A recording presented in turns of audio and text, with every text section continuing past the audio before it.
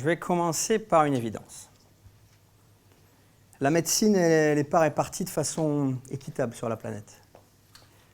Pourtant, toutes les médecines du monde ont un point en commun.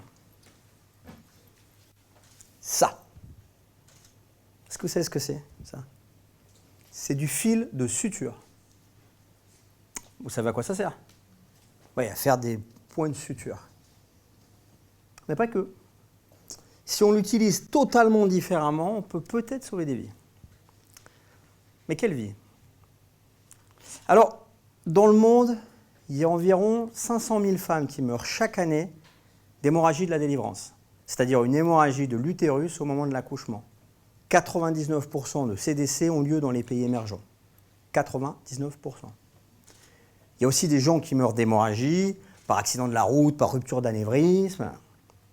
Alors vous allez me dire, c'est quoi le rapport entre ces décès par hémorragie et ce fil de suture? Le rapport, c'est la radiologie interventionnelle. Étrange. Alors un radiologue, vous en avez sûrement rencontré un déjà, peut-être pendant votre enfance, après un trauma, mais un radiologue interventionnel. Eh bien, moi, je suis radiologue interventionnel. Vous en écoutez un aujourd'hui. Alors, je suis radiologue interventionnel, ça veut dire que j'interviens dans votre corps sous le contrôle de l'imagerie. En faisant un petit trou de 1 mm dans l'artère fémorale, je peux insérer un petit tuyau, un cathéter, je peux me promener partout dans vos artères, dans le cerveau, dans le cœur, dans le foie, dans le rein, et notamment dans l'artère de l'utérus qui saigne. Et je vais aller déposer à cet endroit une petite colle, un agent d'embolisation. Ça va boucher l'artère, obturer l'artère, ça va arrêter le saignement, et la maman va guérir. Ça s'appelle l'embolisation. Ça a l'air simple, hein? Ben en fait, ouais, c'est hyper simple. Enfin, presque très simple. Alors pourquoi on ne le fait pas dans les pays émergents? Deux raisons. La première raison, qui est assez évidente, c'est le nombre de radiologues. Au Cameroun, il y a moins de 10 radiologues interventionnels pour 26 millions d'habitants, alors qu'on est plus de 1000 radiologues interventionnels en France. Deuxième raison, elle est plutôt financière. Le produit qu'on met, l'agent d'embolisation qui va boucher l'artère, il n'est pas disponible dans ces pays. Il n'est pas disponible parce qu'en fait, il n'est pas distribué par les compagnies, parce que le marché, il n'est pas assez mature, il n'est pas intéressant financièrement. Donc on n'en trouve pas. En fait, on peut en trouver. Mais quand on va en trouver, il va coûter 4 ou 5 fois plus cher que chez nous. Pourquoi? Parce qu'il n'est pas distribué par les compagnies. Donc en fait, il va passer par des distributeurs successifs à partir des États-Unis pour arriver en Europe, puis aller à Dubaï, puis aller à Dakar, et finalement il arrive à Yaoundé, il coûte 5 fois le prix. Et donc on ne fait pas d'embolisation. Ah, vous allez me dire, oui, on n'a qu'à faire un produit d'embolisation pas cher. Eh bien non, parce que si on fait un produit d'embolisation pas cher, le circuit de distribution, il va rester inactif. Donc ça ne marche pas.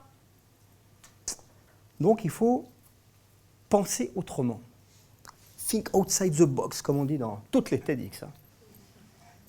Qu'est-ce qui pourrait être disponible dans tous les hôpitaux et qui pourrait servir à obturer les artères? Du fil de suture. Il y en a partout. Ça ne coûte rien et c'est stérile. Alors là, on se lance dans une aventure un peu singulière parce que dans nos laboratoires à AMU, notre première idée, notre ADN, c'est quoi? C'est qu'est-ce qu'on va pouvoir faire de plus high-tech, de plus nouveau, de plus efficient, de plus moderne? Mais moi, je pose une autre question. Qu'est-ce qu'on peut trouver dans le monde de plus disponible, de plus équitable, de plus solidaire? On ne va pas se mentir, il y a des pays encore beaucoup trop pauvres pour utiliser certaines technologies médicales. Mais là, c'est des technologies totalement transposables à ces pays, avec pas grand-chose, on va dire littéralement des bouts de ficelle. Donc il ne s'agit plus de considérations financières, mais d'engagement, de bonne volonté. Et j'aimerais, à travers ce projet, être le porteur d'une recherche plus humaniste. C'est pour ça qu'on a appelé notre projet « Ferrambo », l'embolisation équitable. Alors, dans notre laboratoire à la faculté de médecine, qu'est-ce qu'on a fait? On a pris ces fils de suture, on les a testés dans des simulateurs d'artères, on a regardé si ça fonctionnait, si ça bloquait bien les artères, et oui, ça marche bien. Alors qu'est-ce qu'on a fait? On a partagé les résultats de nos recherches avec nos confrères radiologues interventionnels sénégalais. Et c'est eux qui ont fait les premières embolisations avec des fils de suture, qui ont sauvé les premières vies avec des fils de suture.